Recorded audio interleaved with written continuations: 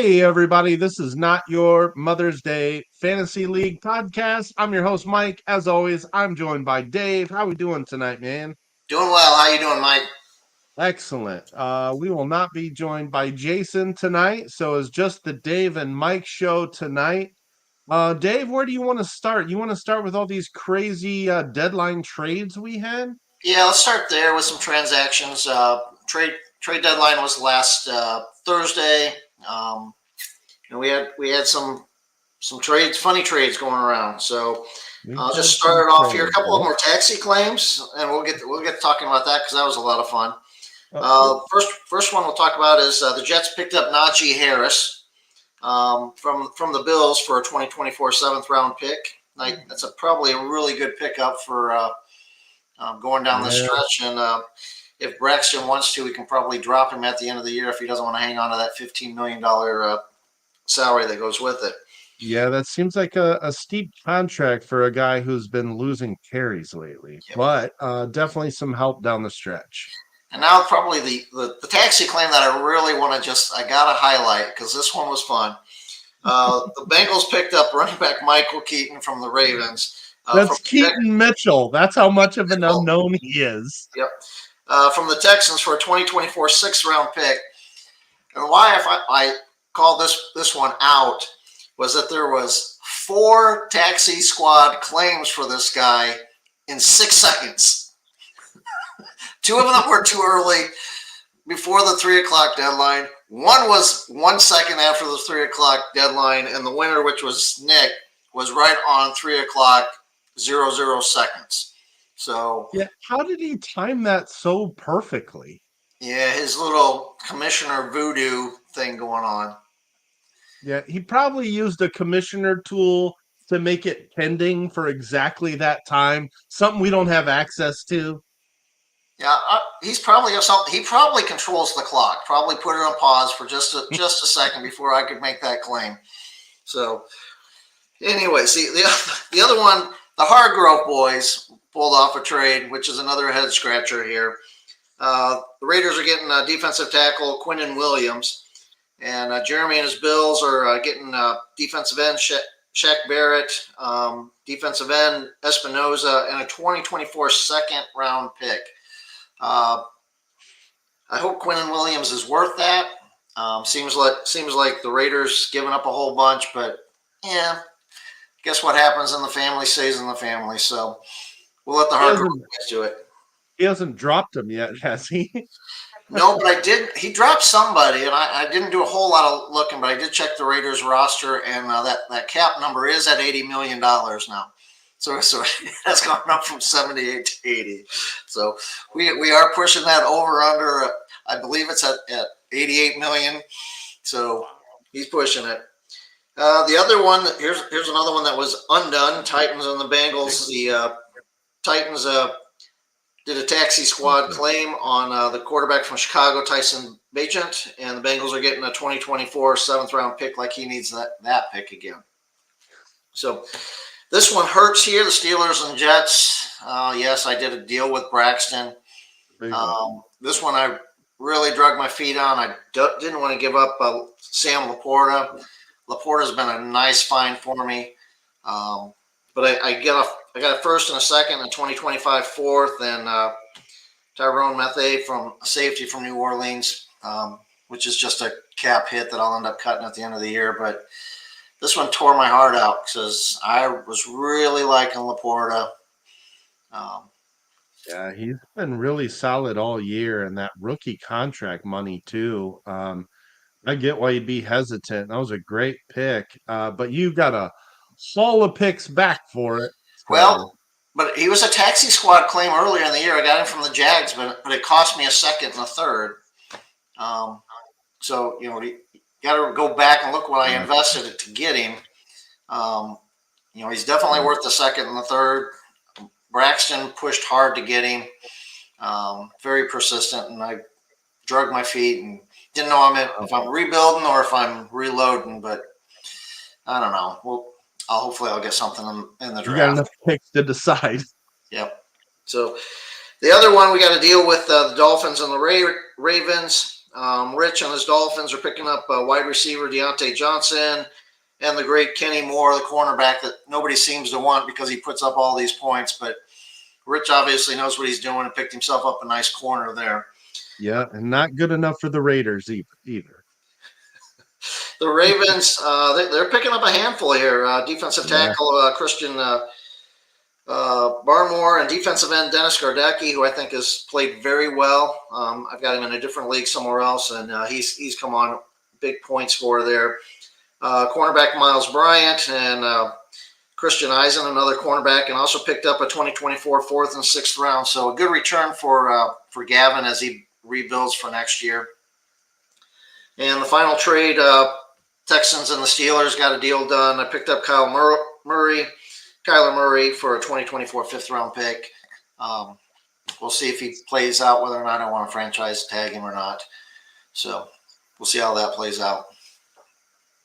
Oh, wow. Okay, last year of his deal. All right. Yeah, not bad. Not bad. 10 mils, not too bad for him. All right. Some interesting trades at the deadline, which is to be expected. A lot of people trying to make that push for the playoffs. I sat on my hands once again. Why? I don't know. But, we'll see what happens. And fortunately, the trade deadline was exciting because these matchups really aren't. We don't really have any drama going into the night except for the one that I'll just go straight Let's to. go straight to that one. Yeah, because it's the only one that has any intrigue. I still It's your screws me up third on one the right there. abbreviations here. There we go. This Rich and one, yeah. Sean here. Sean's coming in at 8-3. Rich is coming in at 6-5. On the board, this was a close game because Sean's favored by 11.9 points on the spread. Currently, Rich leads that by 18 points. The kicker here is Sean's got 4 guys left. Rich has got 1 guy left. Rich has got a good guy, and Josh Allen is quarterback. So Josh Allen's coming back.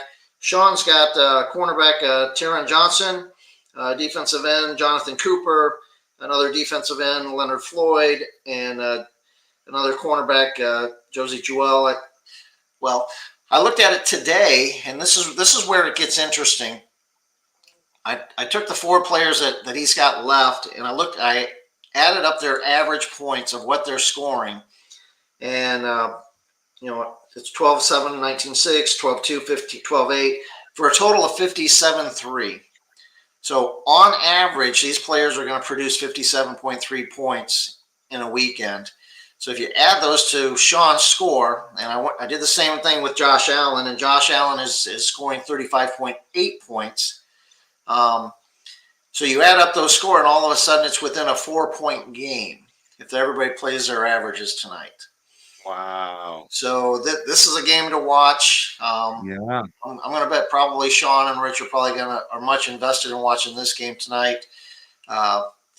Unfortunately for the Rich and his Bills, they tend to play to the level of the opponent.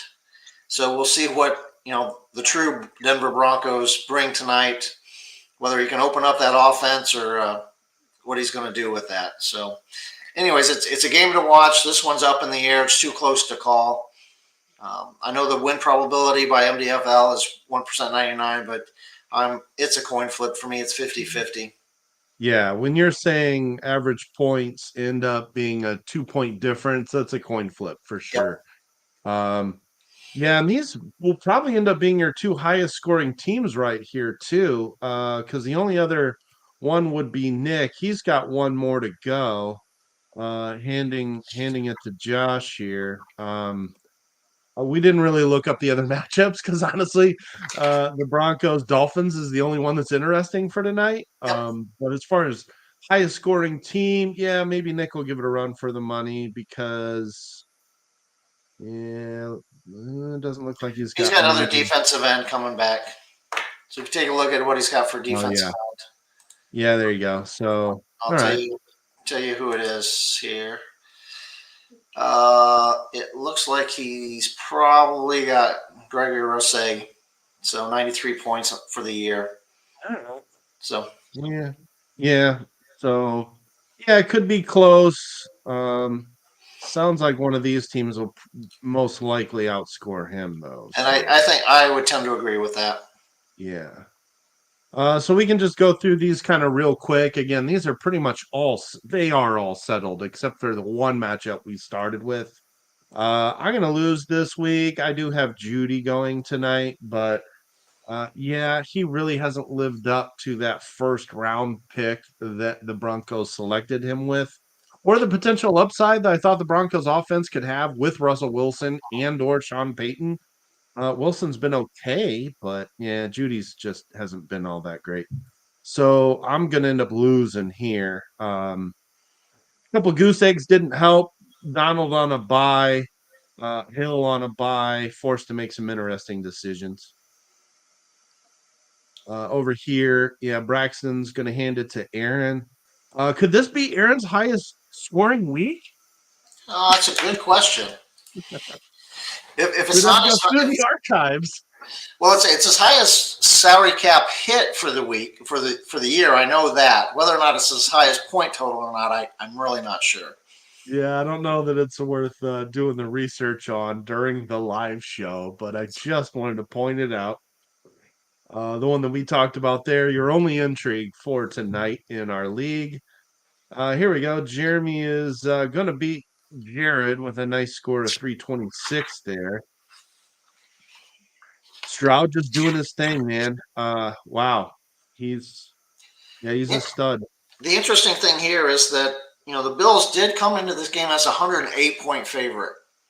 So the site was calling him a 108-point favorite. It's about 100 points now, so it's pretty dang close. It's amazing Yeah. that it's even that close. I'm not sure who Jared has left to play, but he'll dig into that lead a little bit. Jeremy won't cover the spread, but it's still pretty close and pretty impressive. Jags are going to get a win here, which is big because it looks like he's going to increase his lead on the rest of that division. Yep, and Gavin is done with players. Yep, so he'll easily get over that 300 mark. And here's Dave breaking his streak by beating the defending champ on a rough bye week for him. Well, it's always a good week when you can face the Titans and you don't have to worry about Mahomes. So, lucky me, I'll point that out. I'm not afraid. I'm not ashamed to say that. So, It's take whatever part of the victory I game, can get right now. Part of the game, and he blew a 7th rounder to get Bajan on his squad to face you. So. The old teabagger, he had no choice. So, the teabagger got him 14 points. Yeah, he sure did. Yeah, some Micah Parson got me the big old goose egg there. I saw that and I had to turn over to the Cowboys game to see if that was real or maybe he was hurt or what I was looking at. I just could not believe that he had 0 points in the fourth quarter. That's insane, especially in a route like that. Yeah. Like you got to figure somebody's on that defense is making a difference. It just wasn't Parsons. It was not at all. So wow. Dan's gonna run away with Jason with a 5-point lead and 6 to play versus Jason's 1 to play. Yeah, and Dan is heavily invested in the Bills receivers, so he's got a lot of offensive players yet to play. So he's going to put up some points yet.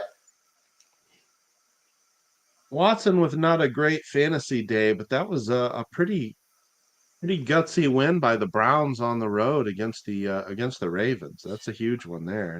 I read today that they were trailing for 59 minutes and 20 seconds, and that's the most that any team has trailed for the whole game. Yeah, that's crazy. And Watson started 1 for 9 in that game and then ended up completing 70% of the rest of his passes for that game to keep him in it. And then this one we talked about, which is Nick increasing his lead on the Texans here. Yep. So what I do want to point out is if Rich is to hold on and win, the AFC East is going to go 4-0 again this weekend. So They are definitely proving that they are the dominant division, and we're getting into, I believe next week starts some division play again, so they're going to have to beat on themselves again. And then the Yeah. following week, I think 2 weeks later, they play again in division matchups. So that will be interesting when they start to get back into division play and how they sort that out and who wins when they play each other again.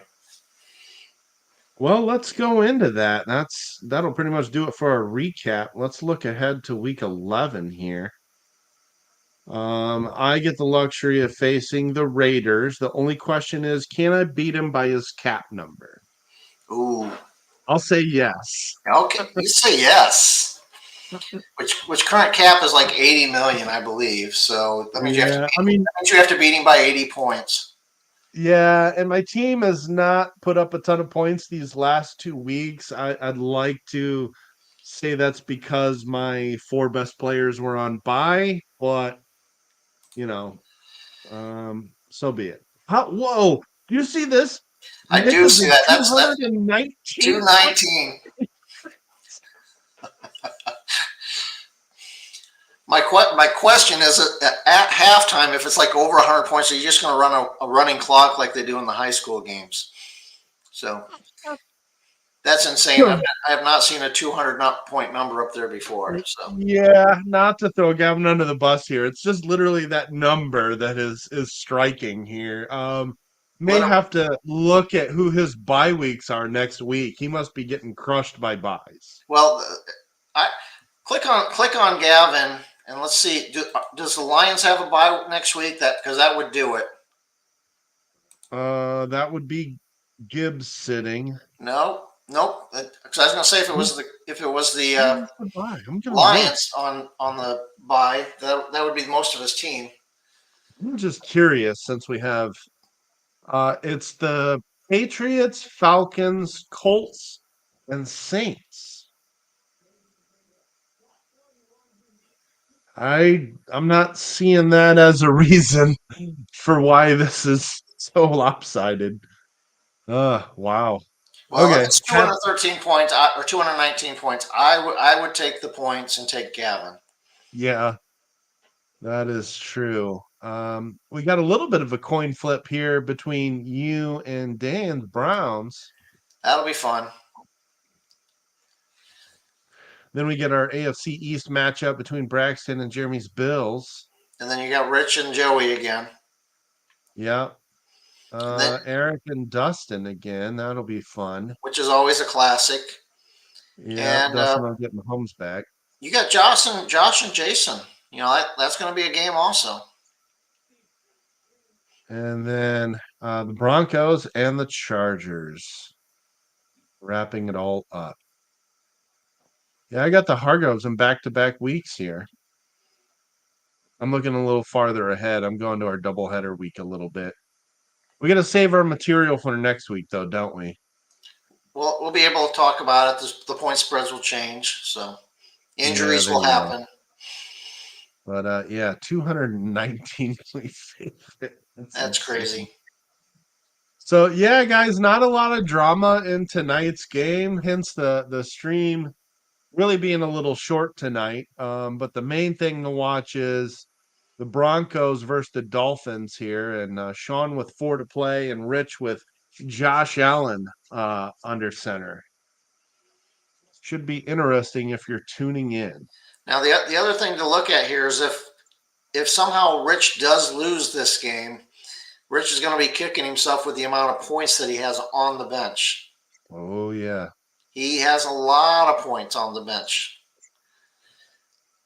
Wow. Yeah. Gibbs got some action. Warren is really starting to cut into Najee's snaps. 32 Him points from Trey McBride. Him and Kyler were lighting it up yesterday. and 3 sacks on his taxi. Good thing there's no taxi claims anymore. Yeah. Yeah. Maybe not that many people remember out of Yingbo. Us Colts fans have been hoping for something for like 3 years now, and he flashes it, but just not long enough. So yeah, that is a lot of points. We may have a competition here actually. If you go to the points I have on my bench, there's 23, there's 51. Ooh, scroll down, it'll tell you. Scroll down a little bit more, it'll tell you how many Oh yeah, my you only have total. Yeah. 163. Yeah, it's not egregious, but this 51 pointer, there's no way I was going to start him over Campbell, though. Campbell has been very productive for the Falcons this year. So, in a backup start with Donald out, or yeah, this was the way I was going to go, and it just didn't work out. Yeah, that happens. But, nobody else also saw the Texans beating Cincinnati on the road either. So no surprise to see some craziness out of that game. All righty. Well, I think that does it for our week 10 recap. Again, your Dolphins Broncos would be the game to watch if you're watching the game tonight. So hopefully we'll get a little bit of drama there. And we'll see you guys next week for our week 11 recap. Where division play starts again. Yeah, looking forward to it. All right, Dave, anything else to sign us off? I just want to say good luck to Rich and Sean and a good game tonight. That'll be a fun one to watch and may not be settled until Thursday morning when they do the recount. Oh, the good old stat corrections, everybody's favorite. All right, thanks everybody who tuned in or will watch this later. We appreciate you guys. Thanks for tuning in. We will see you next week. Catch you later. Thanks, guys.